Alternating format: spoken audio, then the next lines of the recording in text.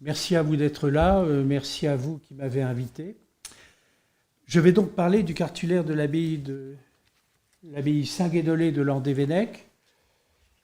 Pour ceux qui ont entre leurs mains le livre sur Landévennec en l'an 1000, qui l'est-il vraiment le catalogue de l'exposition actuellement exposée au musée de l'ancienne abbaye, ce que je vais vous dire résume la contribution que j'ai donnée à cet ouvrage que je vois là-bas, couverture, ouvrage broché de couleur rouge. C'est bon, mais il me semble que j'avais envoyé le plan de mon exposé pour qu'il soit distribué. Je me demande si ce n'est pas les feuilles qui sont là-bas. Bon. Alors, donc, je vais résumer le chapitre que j'ai écrit pour le livre coordonné par Guénolé-Ridoux. La bibliothèque municipale de Quimper, on est bien placé pour le savoir, conserve dans ses collections, sous la côte MS 16, il est exposé donc un étage plus haut en ce moment. J'ai eu le privilège, après avoir beaucoup travaillé sur le cartulaire, de le feuilleter, le toucher même, il y a 2 ou 3 heures. C'était très émouvant pour moi. Il s'agit d'un épais codex, comme on dit, c'est-à-dire ce qu'on appellerait aujourd'hui un livre, qui contenait originellement 166 feuillets de parchemin mesurant 27 sur 18 cm. C'est un assez gros livre.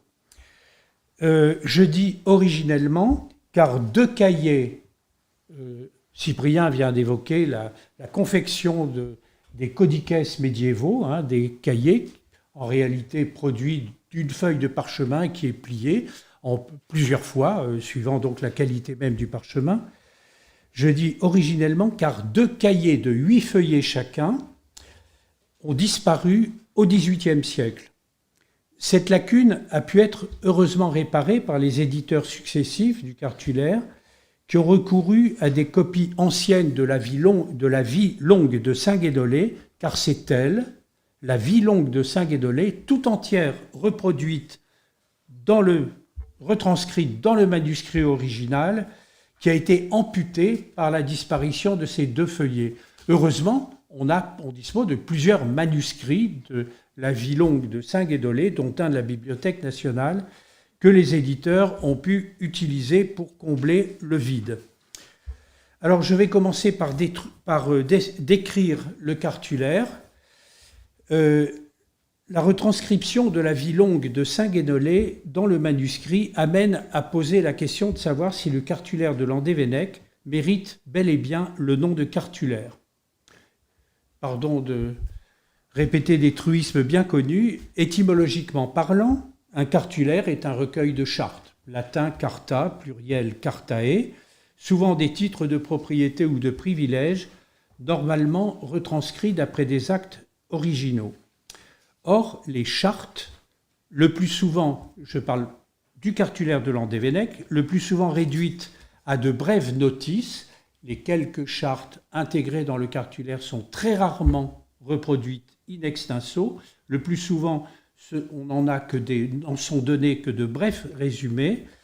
Les chartes n'occupent ici qu'une part infime du manuscrit, dont les 4/5, je dis bien les 4/5, sont constitués de documents hagiographiques et liturgiques, pour l'essentiel, plus que l'essentiel, consacrés à saint Guénolé, fondateur de l'abbaye. Certes, il n'est pas rare que des cartulaires s'ouvrent par un récit de fondation à dimension hagiographique, comme on vient d'en avoir la preuve à propos du cartulaire de Sainte-Croix de Quimperlé, qui s'ouvre par la vie de son fondateur, en tout cas son fondateur sinon civil, du moins religieux, Gurtierne. Chaque fois, le compilateur ou cartulariste s'inscrit dans une logique qui cherche à établir un lien entre la fondation du lieu saint évoqué par la géographie, qui ouvre le codex, et le développement du lieu saint à venir, qui est scandé par les donations ou privilèges qui sont énumérés, qui sont contenus dans les chartes et qui font la deuxième partie du cartulaire. D'autant que, suivant la rhétorique qui leur est propre, les chartes données à des établissements religieux sont très souvent données non pas à la communauté qui gère ou occupe ou fait vivre l'établissement religieux, mais au fondateur. Même les chartes tardives données à Landévennec sont, suivant leur rhétorique, données à Saint Guénolé. On comprend donc le lien organique qui existe entre le récit hagiographique qui ouvre le cartulaire et la liste des chartes, ou en l'occurrence notice de charte, qui justifie l'appellation cartulaire. Jamais en tout cas la part de l'hagiographie n'a été aussi importante que dans le cartulaire de Landévennec. Alors vous n'avez pas mon exposé sous les yeux, mais c'est pourquoi dans ma graphie, je mets toujours des guillemets à cartulaire. Même s'il a subi les injures du temps, il s'agit d'un beau livre qui contient quelques miniatures ou enluminures de pleine page, dont celle qui est le plus connue, la crucifixion, qui ouvre pratiquement le codex puisqu'elle occupe le verso du deuxième feuillet, du deuxième folio. Si l'on exclut les ajouts postérieurs qui occupent les marges ou les pages blanches, et comme l'a dit Cyprien tout à l'heure à propos du cartulaire de Quimperlé, qui sont très aisément repérables au premier coup d'œil, le texte présente du début à la fin, si on accepte ces ajouts, donc une belle homogénéité graphique, bien que l'expertise paléographique ait permis d'y reconnaître deux mains successives, celle bien sûr de deux moines de Landévennec. Une première a transcrit la partie hagiographique, donc grosso modo les 4/5 du document. La seconde a transcrit les chartes et notices. Quant à la date à laquelle l'ensemble a été composé, il faut se reporter à la liste des abbés qui, très exactement au verso du folio 40, ouvre la deuxième partie du cartulaire. Sur 166 folios originels, on est au folio 140 quand s'ouvre la deuxième partie du cartulaire. Ça confirme ce que je disais sur la disproportion entre la partie hagiographique et liturgique et la partie à proprement parler cartulaire. Car quand on consulte cette liste, on voit d'emblée que c'est la même main qui a écrit, qui a transcrit. La même main, c'est celle du deuxième scribe identifié qui a transcrit le nom des 17 premiers abbés depuis Wingaloeus qui ouvre la liste, Guénolé, jusqu'à Hélissuc, dont le nom se trouve ici. D'ailleurs, chaque initiale donc, est peinte de couleur en alternance rouge et bleu. Donc, de Guénolé jusqu'à Hélissuc, le 17e abbé, c'est l'avant-dernier. Vous êtes un peu loin de l'écran. L'avant-dernier sur le document, c'est la même main qui a écrit tous ces noms. Or, la date d'avènement, ou plutôt d'élection à l'abbatiat d'Hélissuc, nous est donnée en latin, naturellement, 1047. Il est devenu abbé en 1047.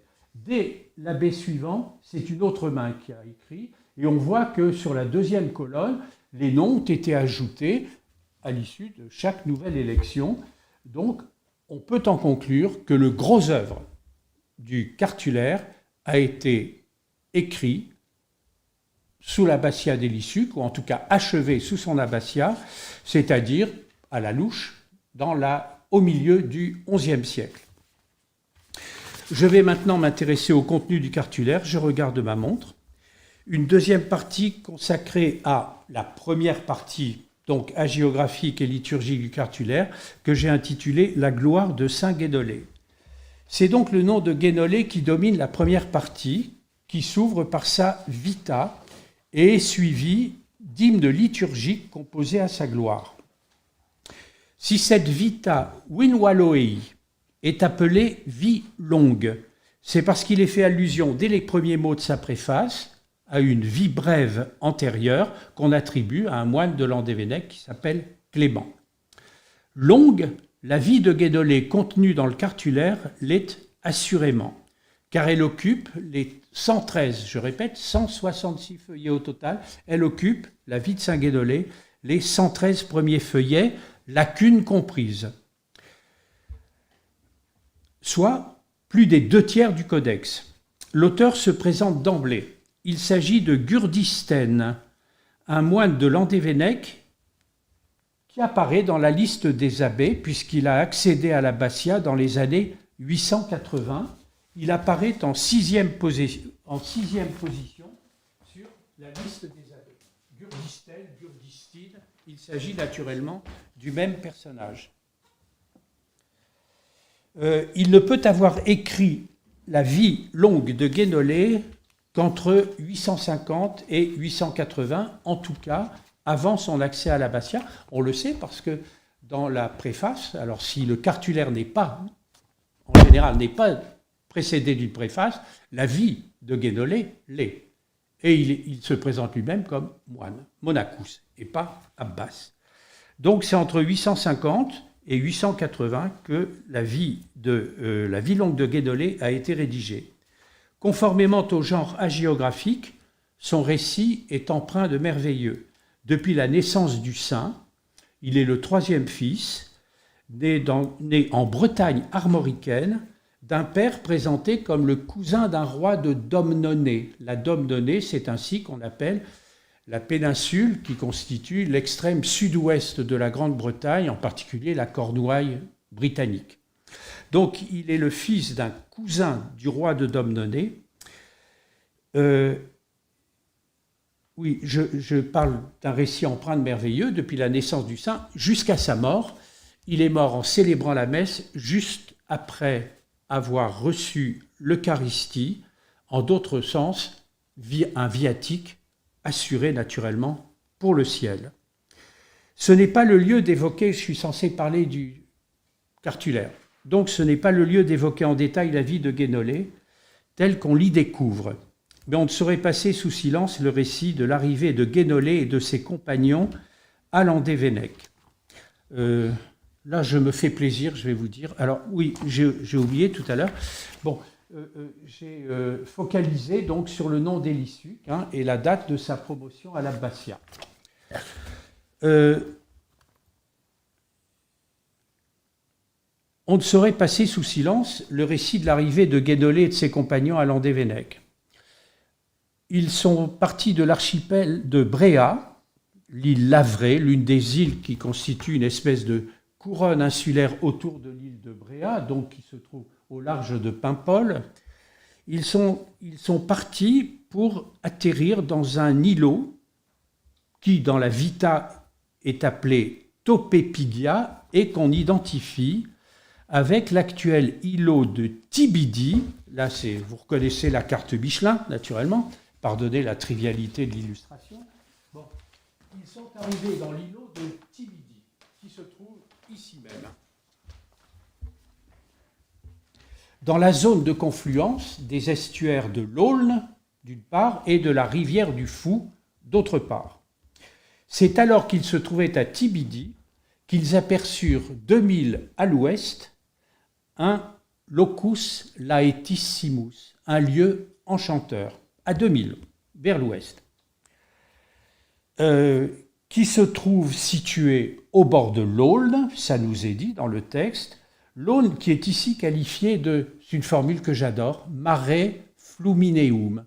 Je ne sais pas si on rencontre ailleurs cette formule, une mer fluviale. Pas de meilleure locution latine pour qualifier ce qu'on appelle en breton. Je ne sais pas pourquoi en France on parle toujours de ria en allant chercher le mot espagnol, alors qu'on a le superbe mot frison, lapsus, qui n'a rien à voir. Le mot breton, j'ai beaucoup travaillé sur les frisons, pardonnez-moi, et je suis un peu fatigué. Bon, le mot breton de haber, mare flumineum. Vraiment, j'adore cette locution. Pour pouvoir l'atteindre, je continue le récit de Gurdistène, Guénolé dut, je cite, « ouvrir de son bâton l'entrée de la mer profonde, comme le fit Moïse au moment de traverser la mer Rouge. » Magnifique, magnifique. On notera que dans la vie longue, aucun indice ne permet de dater l'existence de Guénolé. Même si on est enclin à faire coïncider le voyage de son père de la Grande-Bretagne insulaire à la Petite-Bretagne continentale, avec l'arrivée, qu'on sait massive, des Bretons insulaires en armorique Bretagne continentale à venir au 5e, 6e siècle. L'un des grands éditeurs de la vie de Landévennec, du cartulaire de Landévennec, Arthur de la Borderie, a même voulu précisément dater, je crois, de 493 la fondation de Landévennec par Guénolé. En réalité, on sera d'autant plus enclin à faire coïncider l'arrivée de Guénolé à Landévennec et la fondation de l'établissement religieux à Landévennec avec la fin du 5e, peut-être le début du 6e, que les fouilles d'Annie Bardel et de Ronan Pérenec, ici présents, ont révélé la présence, sous les structures carolingiennes, d'un tout premier oratoire et de quelques sépultures qui paraissent remonter aux environs de 500. Je vous cite, je les cite. Si on se reporte aux dimensions de l'oratoire, 5 mètres sur 10, et aux quelques structures, modestes structures de bois, on évitera de qualifier cette toute première occupation d'abbaye. Sans doute s'agissait-il d'une petite communauté de frères réunis autour du fondateur et de ses premiers successeurs qui, suivant une lettre adressée par l'empereur carolingien Louis le Pieux en 818 à l'abbé, un autre abbé de Landévennec, Matmonoc, cette petite communauté de frères suivait un mode de vie qui était considéré comme celui des Scots. Alors les Scots, à l'époque, ce n'est pas les Écossais, ça désigne les Irlandais, mais évidemment un mode de vie monastique irlandais, mais qui aurait transité par la Grande-Bretagne, parce que Guénolé et ses antécédents ne venaient pas d'Irlande. Dans la liste des abbés, donc je reviens à la liste des abbés, dans la liste des abbés, donc, qui ouvre la deuxième partie du cartulaire, on est très frappé par le fait que le troisième nom cité, Matmonoc, ou ici écrit Matmounouk, le troisième nom cité, est le destinataire de la lettre de Louis le Pieux adressée en 818. En d'autres termes, si on accepte l'idée que Guénolé a posé les fondations de Landévennec vers 500, il n'y a qu'un seul nom entre Guénolé lui-même et un abbé du IXe siècle. Ce seul nom, c'est celui de Gwenaël, qui est le compagnon et premier successeur de Guénolé. Cela confirme le caractère assez informel de l'établissement monastique à ses origines.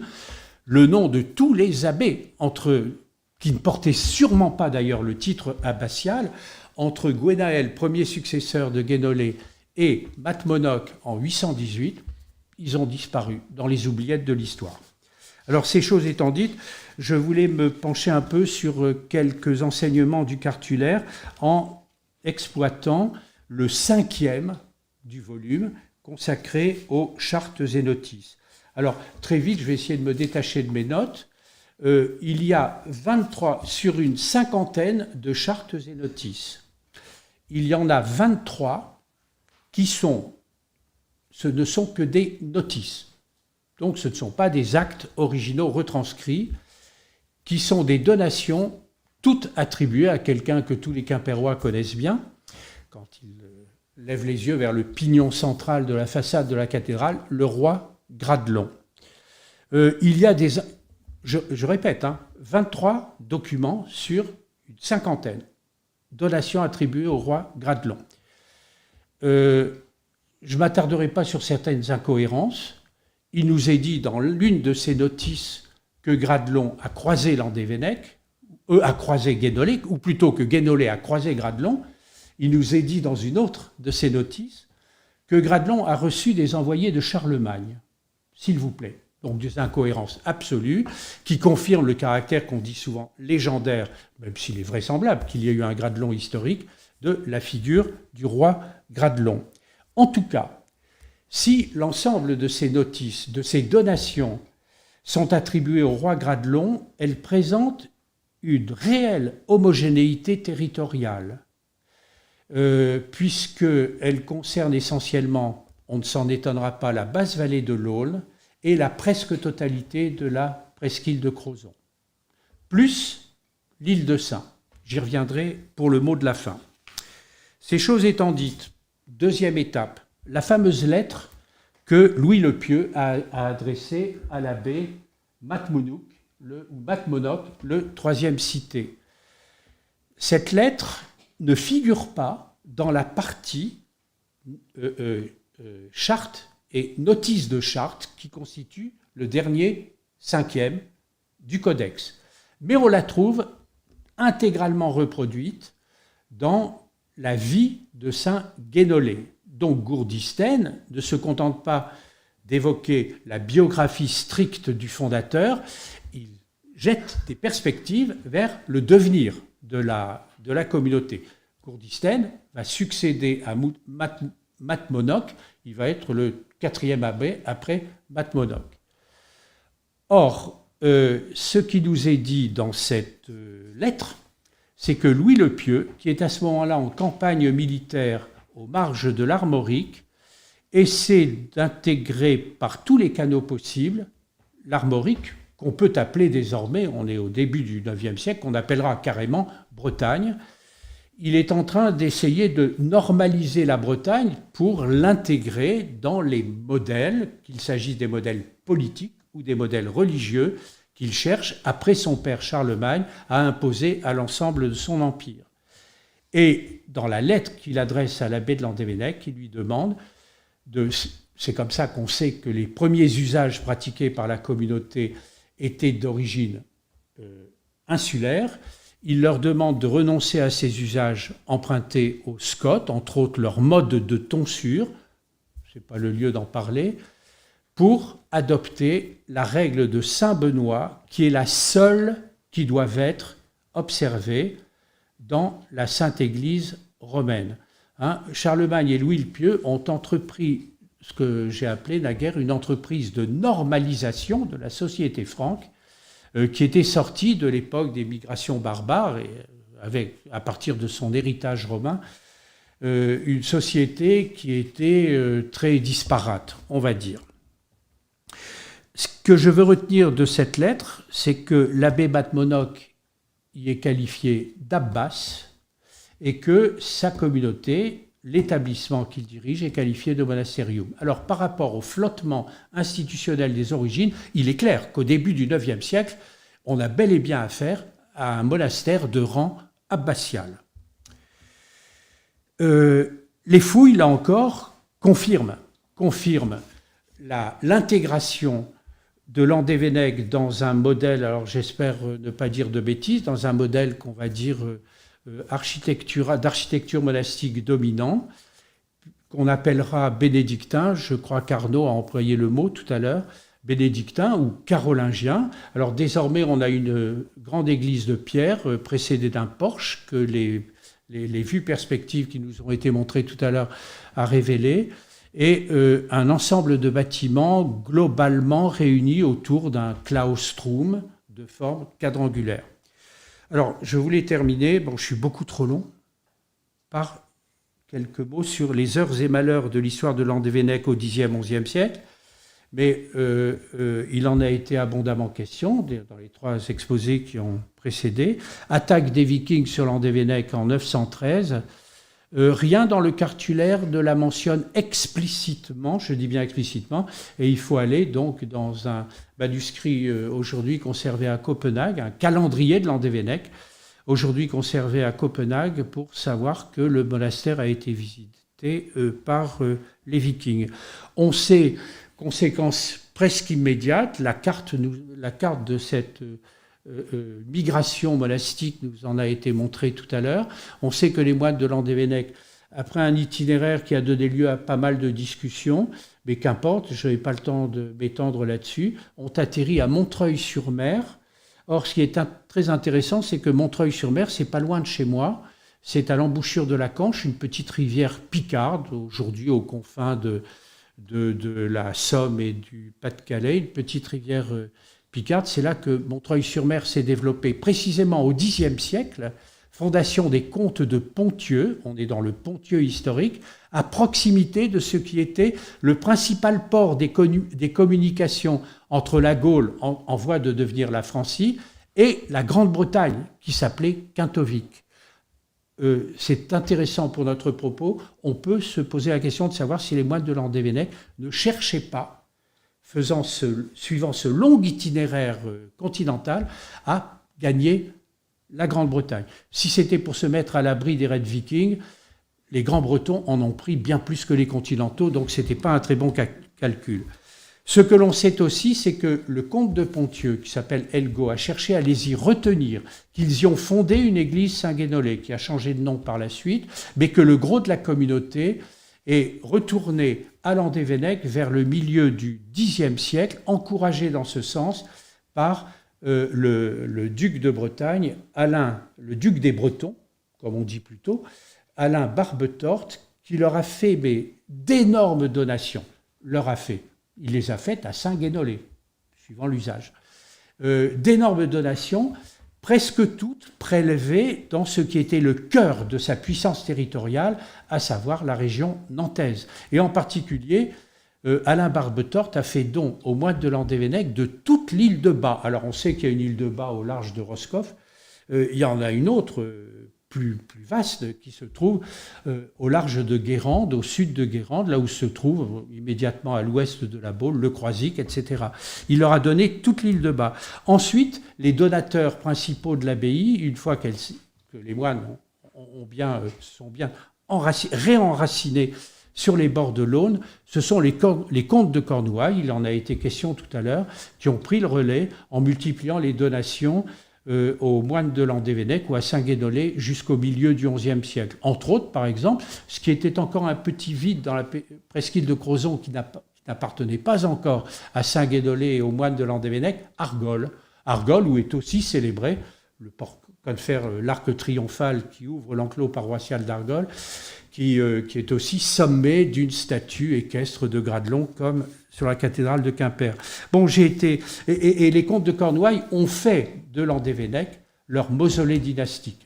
Les donations, c'était dans cet échange de bons services entre institutions religieuses et puissance laïque, c'était une façon de payer leur inhumation dans l'abbatiale qui était alors, milieu XIe siècle, en cours de construction, et déjà un chantier bien avancé. Alors pour conclure, très vite, pardon d'avoir été trop long. Depuis les possessions quasi mémoriales attribuées au roi Gradelon, jusqu'aux énormes donations faites entre le milieu du Xe et le milieu du XIe siècle par les ducs de Bretagne puis les comtes de Cornouailles, le cartulaire de Landévennec nous aura permis d'appréhender la richesse matérielle de l'abbaye, sans laquelle la reconstruction du monastère et de son abbatiale n'aurait pas été envisageable donc après les destructions vikings. Quant à son prestige spirituel, dopé par la célébration mémorielle du fondateur, dont le cartulaire a récapitulé les bases hagiographiques et liturgiques, il se mesure désormais à l'extension de son culte, dont l'envergure va de Saint-Guénolé de l'île de Saint, au large de la pointe du Raz, à Saint-Guénolé de l'île de Bas, la grande paroisse de Bas, du village du bourg de Bas, sur l'île de Bas, est également dédicacée à Saint-Guénolé. Voilà, je vous remercie.